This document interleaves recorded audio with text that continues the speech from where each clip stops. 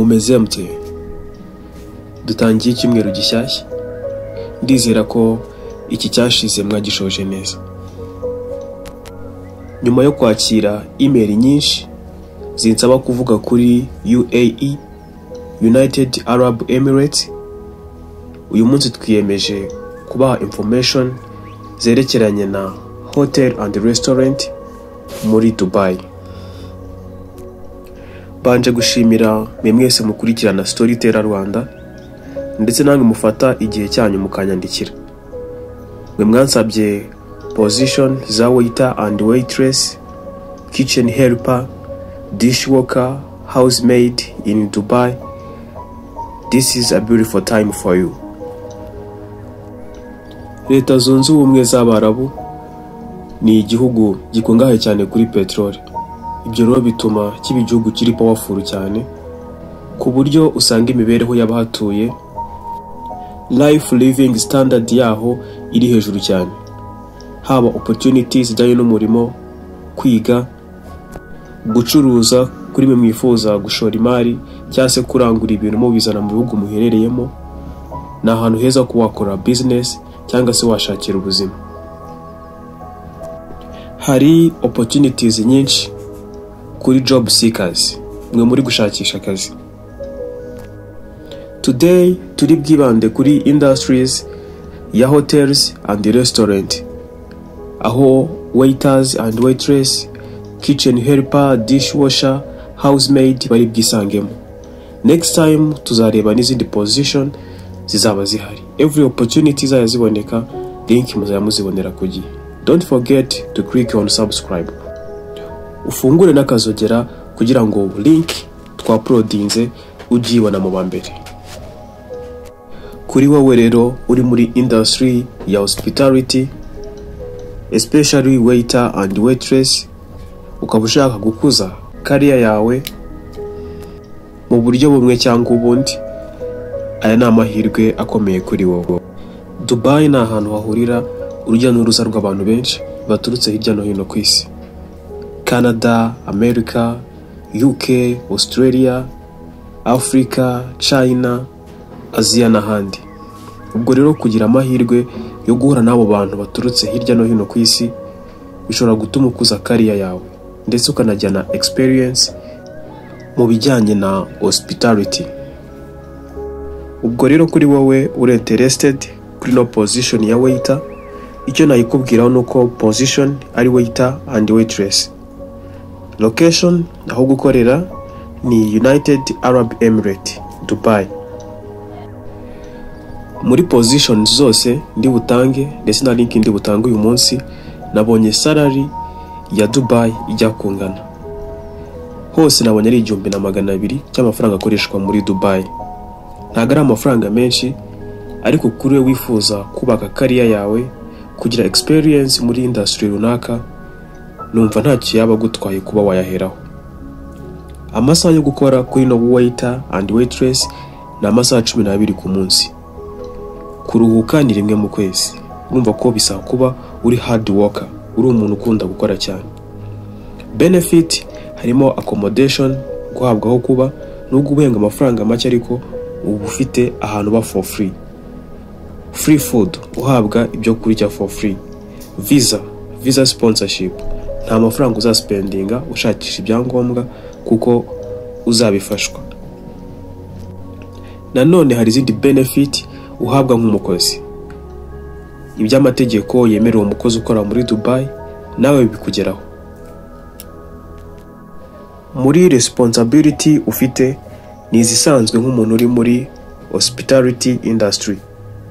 Harimo kwakirana abantu na yombi, kubasuhuza, ukabereka ibyicaro, kandi ukabikora mu kinyabupfura, professional, kinyamwuga.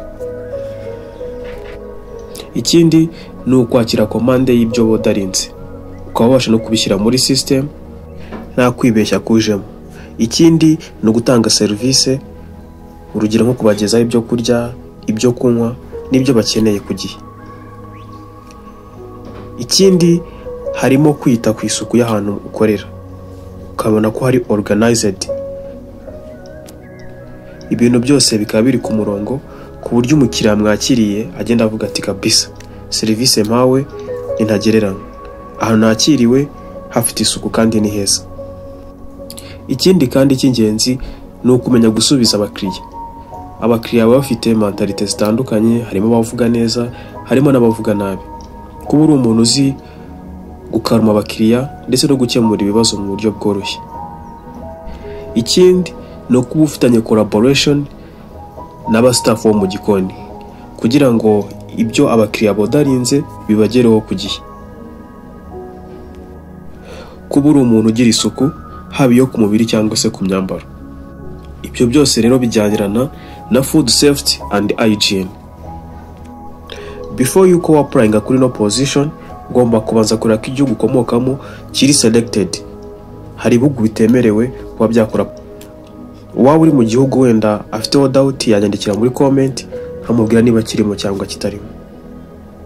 Experience hano ubaye ufite umwaka umwe nakarusho kurushaho, ariko ntago ari itegeko, not mandatory. Nawe udafite experience ihagije ushobora ku applyinga ukagerageza amahirwe yawe. Ikindi ugomba kuba ufite skills like excellent communication, uzi gucommunicatinga neza na bagenzi bawe ndetse n'abakiriya. Ikindi kuba uri active, kuba wakorera muri environment irimo abantu benshi kandi vuba vuba. Nkuko ubizi services ibisaba kuba ufite physical stamina, ubasha kugenda gutera utuntu tworoheje, mbese services tasks. Ubaye uri interested kuri no position kandi ukaba wuje zino criteria tumaje kuvuga hejuru, ushobora ku applyinga kuri no position. Uburyo bwa mbere ushobora guca kuri link ndi buguye muri video description. Uburyo bwa kabiri ushobora kwandikira ino nimero kuri WhatsApp for more information, cyangwa ukandikira kuri ino email. Byanakorohera wowe bijya bigora gukora application ya online. Ushobora kohereza CV yawe unyuze kuri ino email. Before you kohereza email banza ubandikire. Gusa kuri mwe mumaje kumenyera gukora application online, ndabasigira link muri video description aho ukoraho rimwe gusa ugahita ubona position, ugasoma criteria, requirement n'ibindi byinshi bitandukanye, then ugahita ukanda apply mu buryo bworoshye. Iyo ni position ya mbere ya waiter and waitress. Ndabaha na kitchen helper ndetse na dishwalker. Nibinkundira akanya nikaboneka mbahe information no kuri housemaid kuri mwe mwifuzaga amakuru kuri yo. Ariko nutaboneka ndabasigira link muri video description ku buryo mwakora application yanjye nta kibazo. Twihuse kuri kitchen helper, location ya yindi ni Dubai, position ni kitchen helper, salary ni 1200 cy'amafaranga akoreshwa Dubai. Ikiruhuko nacyo ni umunsi umwe mu kwezi. Hano ugomba kuba uri umukozi kabisa kandi uzi n'icyo ushaka.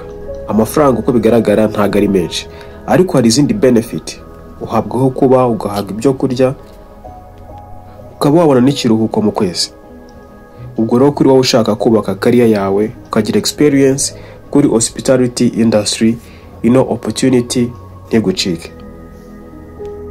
Nkuko mubizi mu gikoni haba harimo akazi kenshi: gusukura, koorganiza ibintu, koza amasahane, koza vegetables, fruit ndetse n'izindi ingredients.